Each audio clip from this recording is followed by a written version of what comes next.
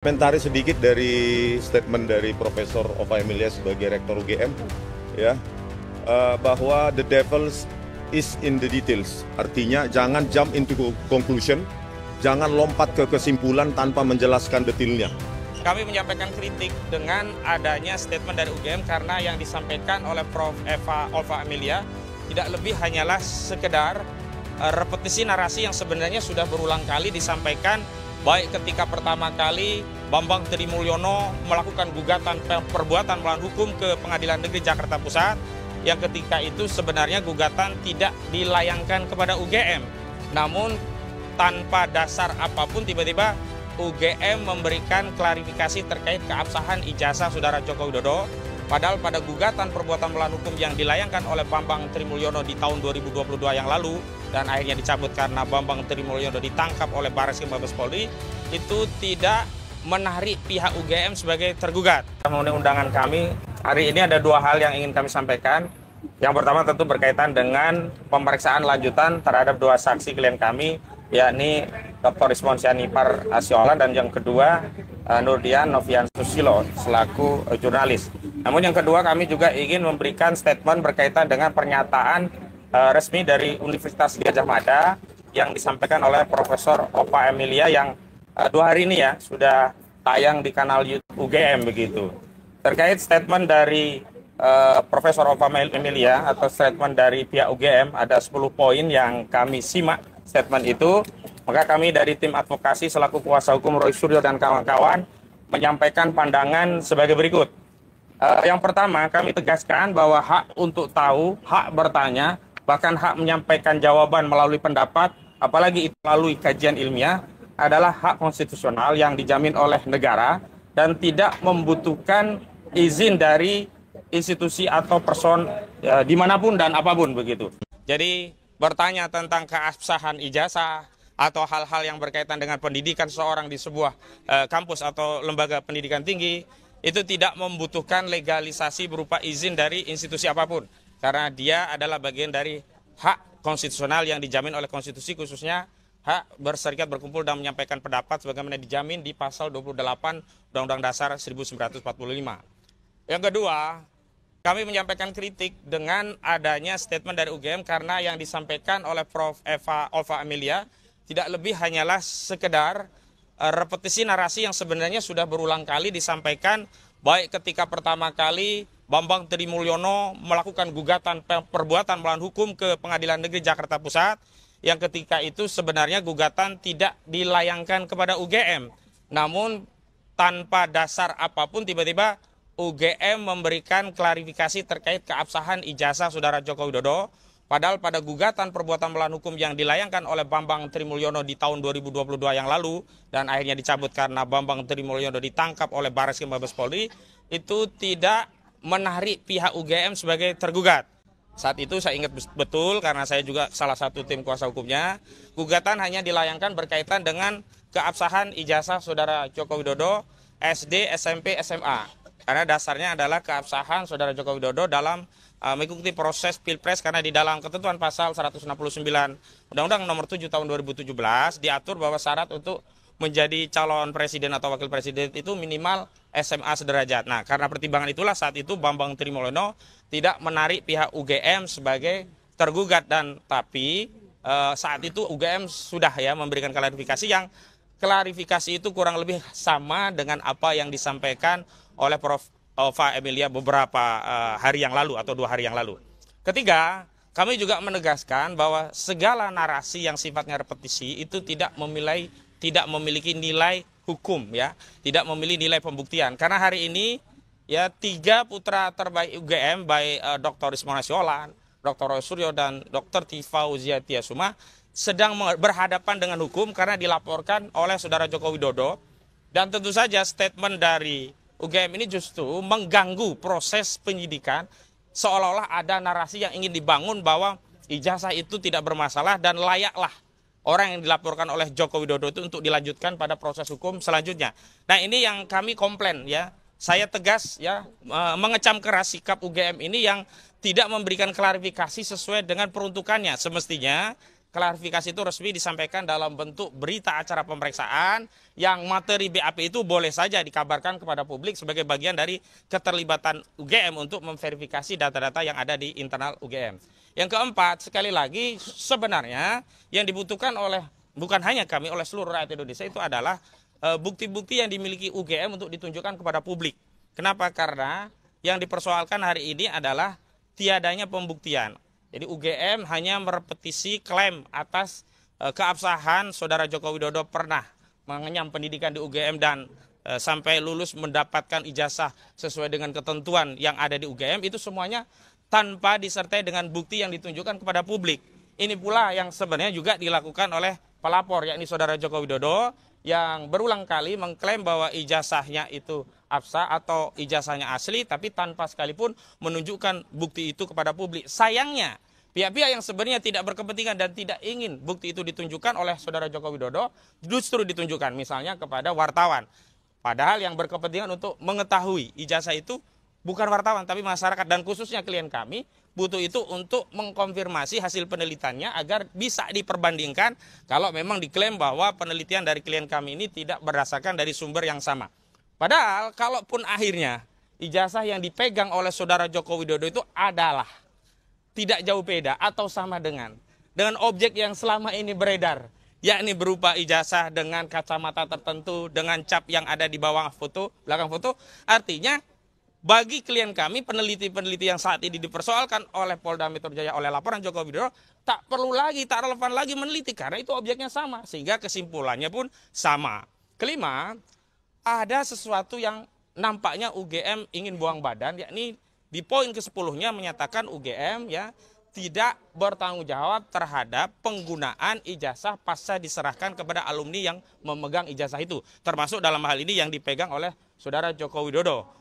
Karena itu seolah-olah UGM ingin berlepas diri dari tanggung jawab bahwa segala hal yang berkaitan dengan penggunaan ijazah, yakni saat maju menjadi calon wali kota, calon gubernur DKI Jakarta, termasuk calon presiden 2 kali, itu tidak dalam tanggung jawab UGM. Sekali lagi kami tegaskan bahwa UGM turut bertanggung jawab. Kenapa? Karena dalam proses pendaftaran tadi memang penggunaan dokumen itu dilakukan oleh para peserta calon, dalam hal ini pelapor Saudara Joko Widodo, baik untuk calon wali kota Solo, calon gubernur DKI Jakarta, termasuk juga untuk calon presiden. Hanya saja sekali lagi, otoritas penyelenggara pemilihan umum baik KPU atau KPUD itu selalu melakukan verifikasi dan memverifikasinya kepada lembaga penerbit ijazah atau dokumen tadi. Sehingga UGM juga terlibat dalam memberikan verifikasi dari keabsahan. Sehingga tidak bisa UGM mau lari dari tanggung jawab terhadap masalah ini dengan menyatakan bahwa penggunaan ijazah yang sudah dipegang alumni murni tanggung jawab alumni. Sepanjang itu tidak ada kaitannya dengan otoritas UGM, pernyataan ini bisa dibenarkan. Tetapi dalam kasus Saudara Joko Widodo, Universitas Gadjah Mada tidak bisa lepas tangan karena saat mencalonkan sebagai capres, seluruh dokumen itu diverifikasi, dan salah satu metode verifikasi yang dilakukan oleh otoritas penyelenggara pemilu yakni menanyakan keabsahan itu kepada lembaga pendidikan tinggi yang menerbitkan ijazah, dalam hal ini UGM. Dan yang terakhir yang paling penting adalah bahwa apa yang dilakukan UGM sebenarnya sangat disayangkan karena mengadopsi cara membela dirinya Saudara Joko Widodo. Jika Saudara Joko Widodo ya membela diri berdalih tidak menunjukkan ijazahnya karena hanya akan ditunjukkan di pengadilan, UGM pun berdalih sama. Tidak ingin menunjukkan atau tidak mau menunjukkan data-data yang dimiliki berkaitan dengan keabsahan Saudara Joko Widodo sebagai orang yang pernah melakukan pendidikan dan kemudian diberikan sertifikat sesuai dengan ketentuan oleh UGM, tidak bisa ditunjukkan kepada publik kecuali otoritas berwenang. Ini sama. Jadi modusnya seperti ingin menyembunyikan sesuatu. Ingat, dua hal ini sama-sama tidak baik. Pertama, kalau menutupi kebenaran itu juga tidak baik. Karena kebenaran itu harus diungkap ke publik. Kalau memang data-data itu benar, apa sulitnya mengungkap data-data yang benar ini kepada publik? Yang kedua, kalau itu bagian dari upaya untuk menyembunyikan aib, menyembunyikan bangkai, mohon maaf, serapih-rapih apapun aib disimpan, bangkai disimpan, toh publik akan mampu menginderanya. Toh bangkainya nanti akan tercium juga. Karena itu menurut saya, kalau memang UGM punya sikap kenegarawanan, jangan mengikuti Jokowi yang hanya akan menunjukkan ijazahnya ke pengadilan. Segera tunjukkan hari ini, dan Jokowi pun bisa mengambil langkah yang sama. Kenapa? Perseteruan anak bangsa gara-gara selembar dokumen ijazah ini makin meluas. Jika tidak segera diambil langkah untuk melerai, maka apa? Kasus ini panjang, masih ada putusan banding kasasi, dan kalau kita lihat ya, penyidikan di Polda itu baru sekitar 10%-an lah dari keseluruhan proses yang panjang. Dan yang paling penting adalah, sekali lagi, persoalan ini bukan lagi persoalan yang menjadi concern atau perhatian klien kami yang hari ini diperiksa misalnya. Ini bukan lagi persoalannya Dr. Rismon, ini bukan lagi persoalannya Dr. Roy Suryo, ini bukan lagi persoalannya Dr. Tifa, walaupun ketiganya punya kepentingan untuk membersihkan ya alma maternya dari aib ijazah saudara Joko Widodo ini. Tapi ini sudah menjadi kepentingan seluruh rakyat Indonesia. Karena apa? Saudara Joko Widodo itu bukan sekedar alumni UGM, katakanlah kalau itu benar. Tapi saudara Joko Widodo itu pernah memimpin Republik ini 2 periode, yang dalam proses memimpin itu, dalam proses pemilihannya dia menggunakan dokumen ijazah agar sampai pada proses kekuasaan untuk memimpin Republik ini. Itu dari saya. Dan untuk pemeriksaan saya minta Bang Jahmada dulu untuk menjelaskan rangkaian yang kemarin dan lanjutannya akan seperti apa untuk Pak Rismon. Silakan Bang Jahmada. Oke, rekan-rekan jurnalis, wartawan sekalian, hari ini adalah jadwal kelanjutan dari BAP hari Jumat lalu. Perlu saya sampaikan lagi, sebenarnya sudah cukup jelas ya, Jumat lalu kita juga menjelaskan, khususnya untuk klien kami Rismon, dari kemungkinan 11 atau 12 video yang akan dikonfrontir lah, katakan ke saksi Rismon, baru 2 Jumat lalu. Baru 2 yang dikonfirmasi. Tapi itu pun sudah membutuhkan waktu lebih dari setengah hari. Oleh sebab itu, kesepakatan atau pendapat pribadi dari klien kami, semua 11 atau 12 video itu kemungkinan besar akan dijawab secara tuntas oleh klien kami Rismon. Nah, kami ikuti saja, cuman kami tetap kawal ya, apakah itu sesuai atau melebar atau menyempit atau ke kiri ke kanan. Itulah tugas kami, nanti saya bersama Jamie Mokolensong sama Mulyadi untuk mengawal beliau secara bergantian di dalam, karena di dalam itu maksimum 2 orang, dan seperti kemarin kami akan bergantian untuk mengawal Rismon untuk mengikuti pemeriksaan dalam kapasitas sebagai saksi dalam penyidikan ini.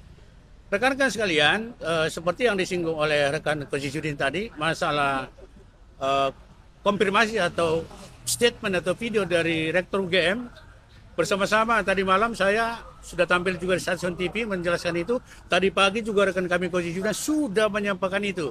Oleh sebab itu menurut kami sudah terang benderang ya apa arti dari video itu. Menurut kami tidak perlu diulang lagi. Kita hari ini fokus. Satu lagi adalah klien kami yang di BAP hari ini adalah Nurdian ya.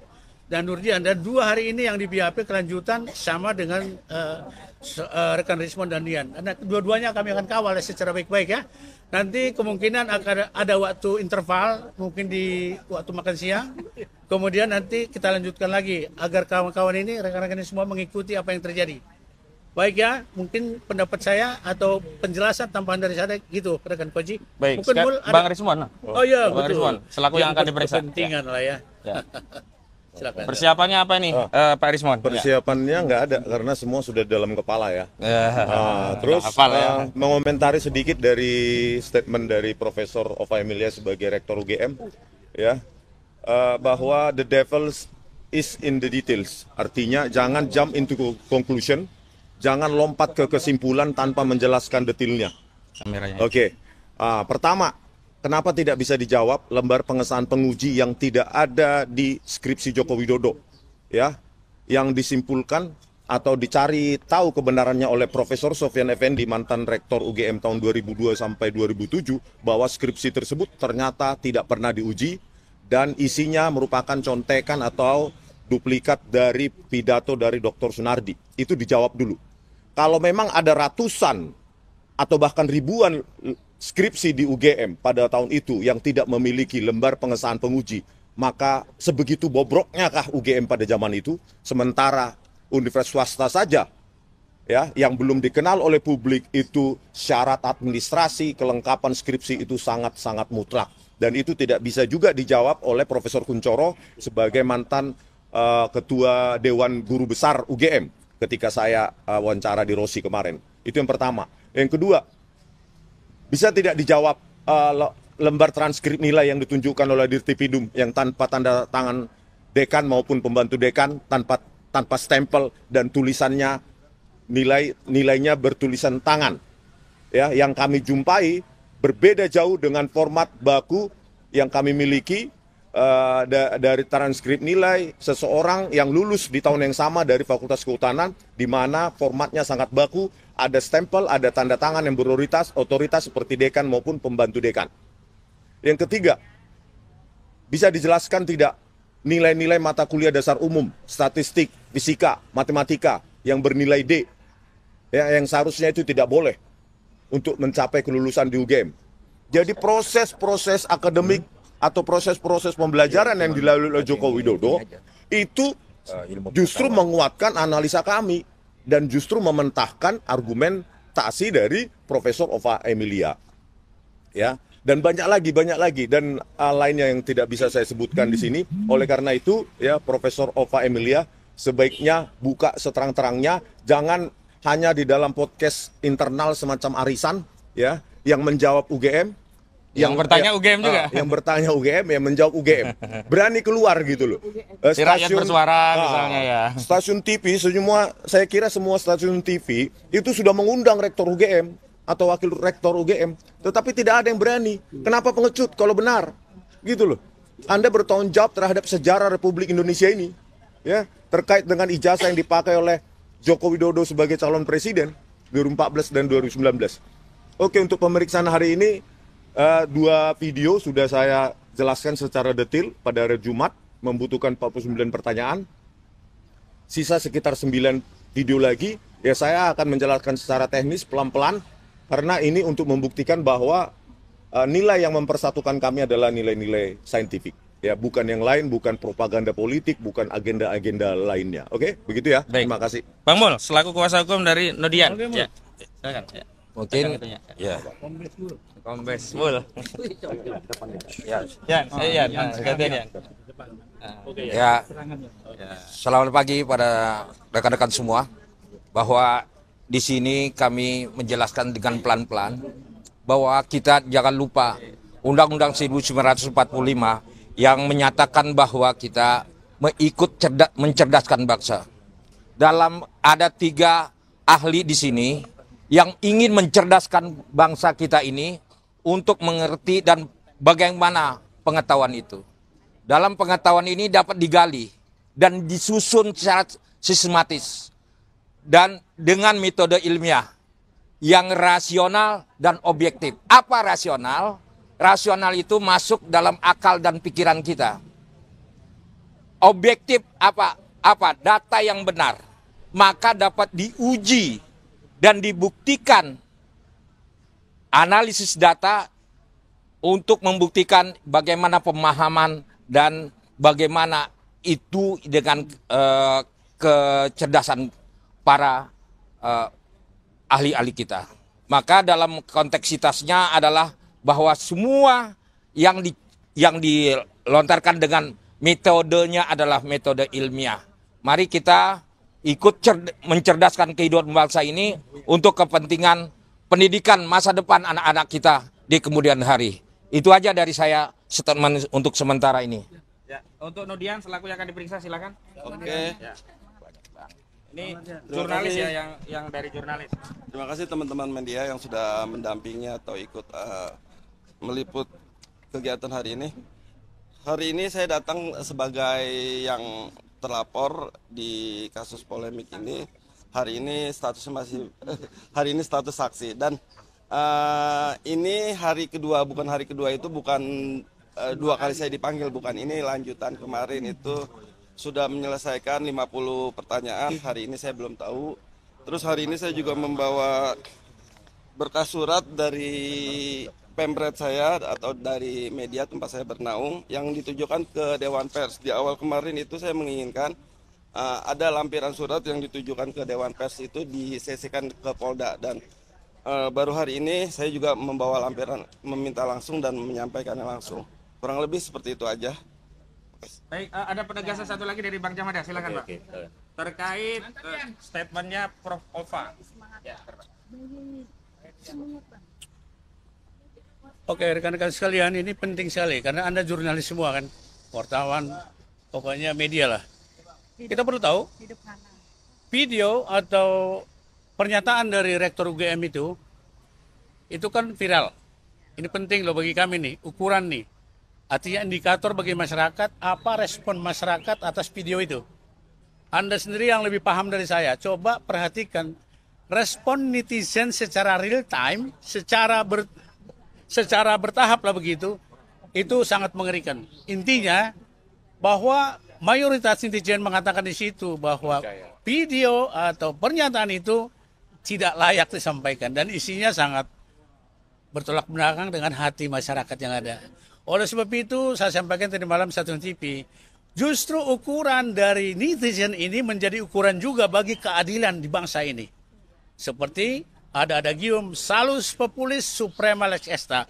Keadilan bagi masyarakat keseluruhan di sini adalah tolak keadilan bagi bangsa dan negara.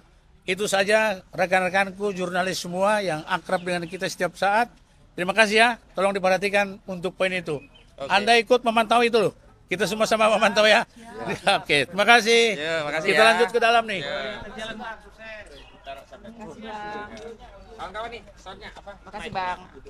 Ini punya siapa aja kah? Yang ada bulu tuh. Oh ada.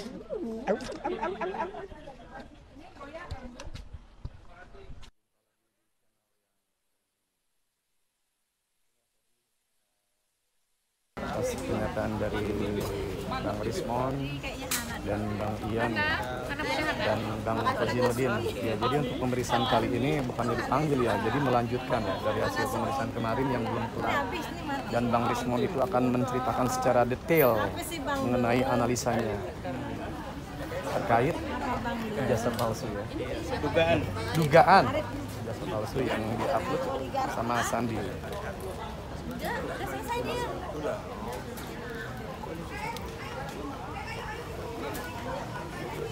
ARM, gimana ARM? Itu jadi. Halo Kak Ido. Bang, teman-teman kita akan wawancara ARM terkait aksi hari ini sekalian ya. Konferensi pers ARM. Ya, oke kita lihat aja. Tapi kan dari Gua ketinggalan nih. Oh. pakai kacamata nih. Gua mau ngambil nih. Menyu lihat sini. Ya Bu Menu, gimana Bu Menu nih hari ini agendanya apa nih? Nah, aku malah lebih penting ini nih. Lebih penting ini adalah Apa tuh? hari ini. Ntar lu menyu. Ntar dulu dong Arif, lu itu aja gua kan yang dimarahin jadinya. Ya Allah, wawancara mak-mak rempong. Menyu, sini menyu. Ya bagus menyu. Ayo dong kumpul dong. Biar Mak, Tiga. Indonesia salah ya. Nyanyi Oke, action. Udah assalamualaikum warahmatullahi wabarakatuh. Waalaikumsalam. Hari ini kayaknya Jakarta itu nanti akan kena macet. Pertama aksi di DPR, tapi kemudian di daerah Blok M. Yang paling penting ini adalah kita tanya, Silverster sekarang udah ketangkep apa belum? Jangan teriak loh ini. Terkabur dia. Iya. Nah, 6 tahun loh, 6 tahun dia di luar. Emang kita apa ya namanya ya? Lu nggak dendam kemarin ini. 10 tahun hitungan termul. Nah, makanya jadi berarti gini dengan adanya belum tertangkapnya Silverster itu berarti memang pada saat Jokowi itu hukum memang tidak berjalan. Jadi hukum itu kayaknya kebal kalau memang itu untuk orang-orang sekitar Jokowi. Jadi hari ini kita adalah soft aksi di mana di Kejagung. Kalau hari ini belum ada sedikit perubahan dari Kejagung ya, kan kita udah ke Kejari tuh. Tanggal 28, 29 semua emak-emak dengan pakai mokom kita akan turun ya. Tapi ini semua kita tetap akan ke sana hari ini. kita mau tahu, kita sudah juga memberikan surat audensi, permohonan segala macam, baik melalui Polda dan langsung kepada pihak Jagung. Artinya sebetulnya mereka sudah tidak punya lagi alasan untuk kenapa mereka tidak mau menerima kita. Jadi seperti itu. Jadi kita tunggu reaksi dari Kejagung hari ini. Kalau memang kita ingin, kita hanya ingin bertanya seperti ini.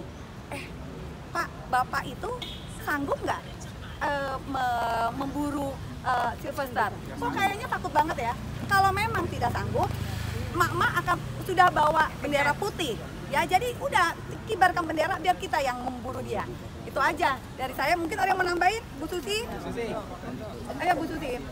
Udah Bu, itu jangan itu Bu. Nah, langsung. Assalamualaikum warahmatullahi wabarakatuh. Kami tidak banyak berkata macam-macam, hanya satu aja. Tolong tangkap orang-orang yang sudah inkrah menjadi narapidana. Jangan tebang pilih.